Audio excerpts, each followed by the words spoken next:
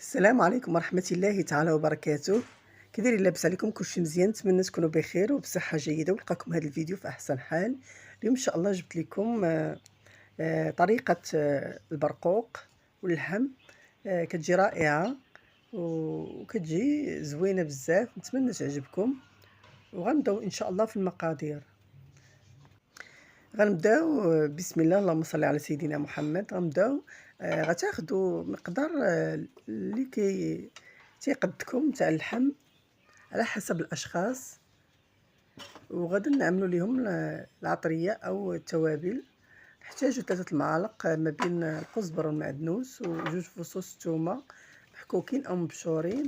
بالنسبه للعطريه او التوابل كنحتاجوا نصف معلقه تاع الملح على حسب الذوق، الملح كتبقى.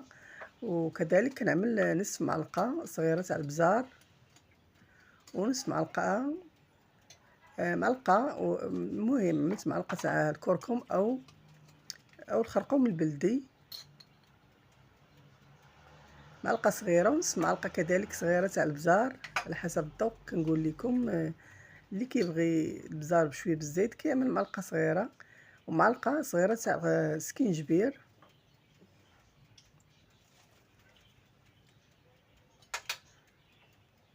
وجوج فصوص تاع الثومه محكوكين. وغنخلطوا هادشي بالماء. يمكن مهم اللي عنده الزعفران الحر كيعملو، اللي ما عندوش يكتفي غير بضامه الزعفران، وكندوبوها في الماء وغنخلطو بحال هكذا.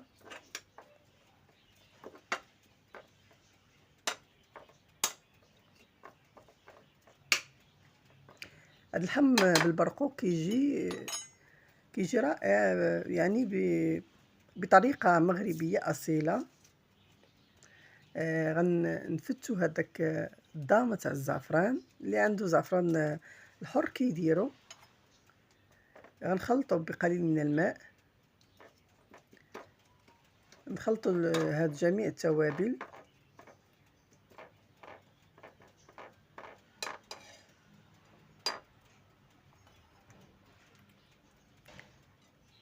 غادي ناخدو اللحم، غادي كله غندوزوه في هاد العطريه بحال هكذا. غندخلو فيه العطريه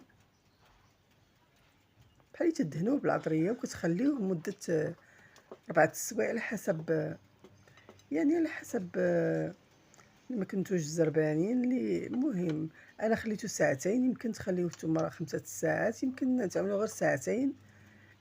بين ما تيشرب لكم هذيك العطريه باش كيجي بنين ولذيذ. قد ما خليتوه في هذه العطريه كيجي زوين. ملي كنعملوه في هذه العطريه نغطيوه ونخليوه ساعتين، او كما قلت لكم على حسب الوقت ديالكم.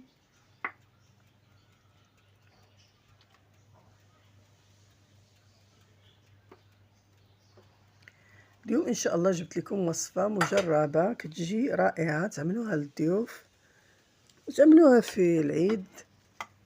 غير نوضوا عملوها راه كتجي رائعه. غناخدو طنجره بالضغط او طنجره عاديه، حيت غنعملو واحد المكون. مهم غنعملو معكم، غير تبعوا مكون تيفتي اللحم وكيطيب بسرعه. قطعنا 4 البصلات متوسطين، قطعناهم شويه رقاق. هذاك الطبسي اللي عملنا فيه العطريه او التوابل كنشلوه بشويه الماء وكنضيفوه للحم.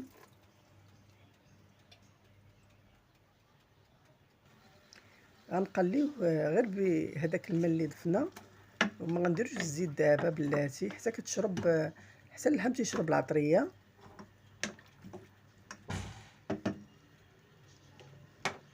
ومن بعد هذا باش كنضيفوا الزيت. يمكن ديروا يعني كديروا بحال مثلا كاس صغير تاع الشاي، كتعملوا نصف ديالو تاع زيت الزيتون والنصف الاخر زيت المائده. يمكن تعملوا غير زيت المائده على حسب الذوق.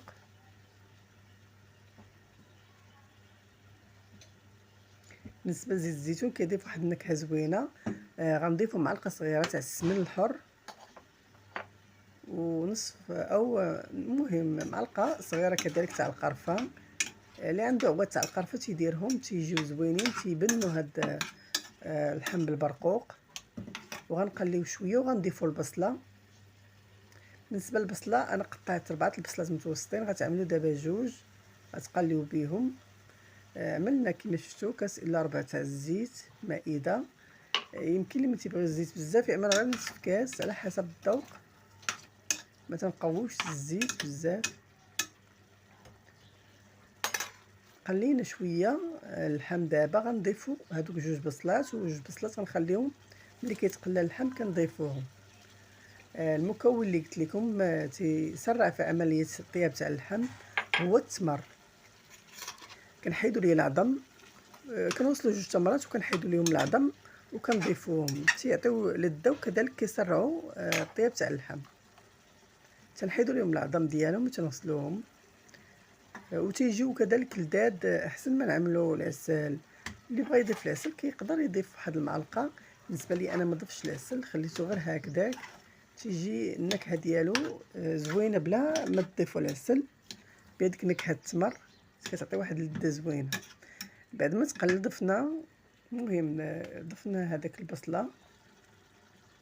بعد ما تقلى دابت البصله غنضيفوا جوج بصلات اللي بقاو لينا، حيت حنا عملنا 4 ملي تنقلي. المهم جوج ملي تنقليو وجوج ملي كنقليو تنبغيو نضيفوا الماء كنضيفوا جوج ثاني. هذوك الجوج هي 4 البصلات متوسطين، وغنضيفوا كاس متوسط ونصف تاع الماء.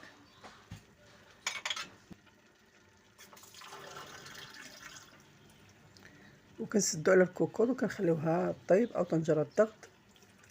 بعد ما كنعملوا كاس متوسط تاع الماء ونصف. يمكن تعملوا غير طنجره عاديه حيت كتعملوا التمر كيفتي هذاك اللحم. كذلك حتى هي كطيبوا فيها. وكان دابا غناخذوا مقدار تاع البرقوق. المهم المقدار اللي كتحتاجوا اللي تيقدكم تتغسلوا هذاك البرقوق كتضيفوا عليه الماء وكتعملوا جوج طوبات تاع السكر. انا غير مشات ليا اللقطه فزت الطوبه الثانيه ومعلقه صغيره تاع القرفه ومعلقه كبيره تاع الزيت وكتخليوه يطيب.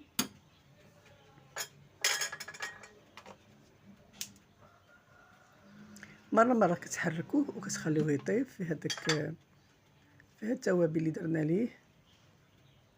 كيتعسل في هذاك السكر. ضفنا غير الزيت دابا.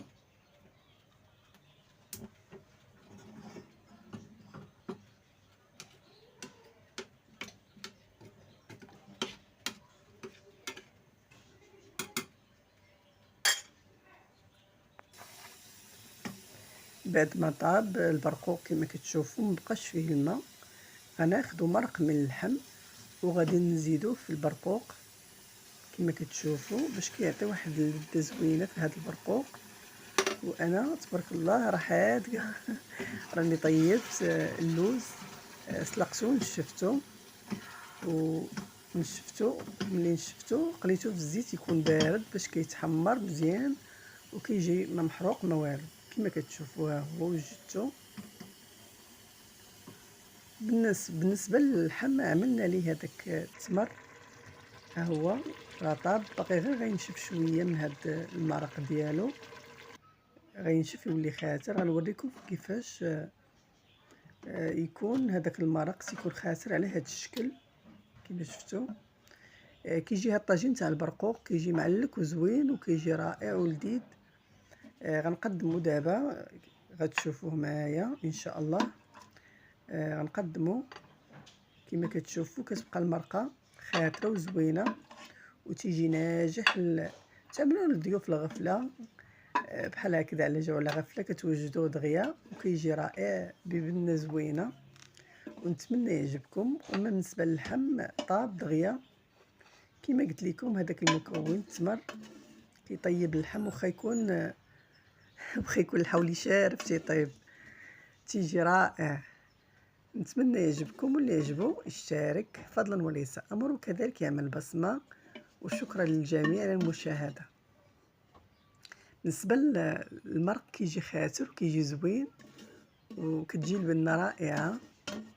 ما نقولش لكم عليه، غير نوضو عملوه في هاد العيد. غيجيكم زوين بزاف. دابا غنزينو بالبرقوق.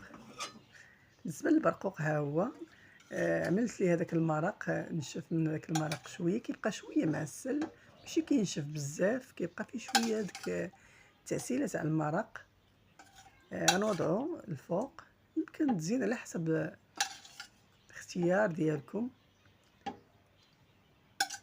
غير حنا كنعملو دائما البرقوق في الفوق بحال هكذا. هاد الطريقه كتجي بحال طريقه العراس، كيجي نكهه العراس، كيجي رائع زوين. غير جربوه ان شاء الله غادي يعجبكم. سلقنا البيض وقطعناه بحال هكذا على حسب الذوق. اللي ما بغاش يعمل البيض ما يديروش. بالنسبه للبرقوق اللي بغى يعمل الزنجلان كيديرو حتى هو كيجي زوين. بالنسبه اللي ما تيعجبوش ما يديروش. يعني طريقه تزيين على حسب الاختيار. نتمنى يعجبكم هاد البرقوق باللحم ان شاء الله. غير نوضو عملوه، كيجي زوين بزاف. دابا غادي نزيدو هذاك اللوز اللي قلينا، غنعملوه في الجوانب او ترشوه اللي يعجبكم. كنقاد غير الكاميرا. غتعملوه بحال هكا في الجوانب. المهم على حسب الذوق، او ترشوه فوق البرقوق، كيبقى لكم الاختيار. بالنسبه لي انا عملته بحال هكذا.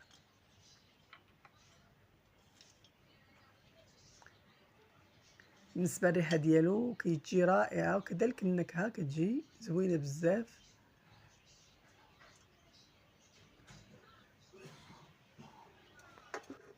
بعد ما زيناه كما كتشوفوا جا زوين. نتمنى يعجبكم وتجربوه نتوما كذلك في هذا العيد، لما لا، وبصحتكم ان شاء الله تجربوه ويعجبكم.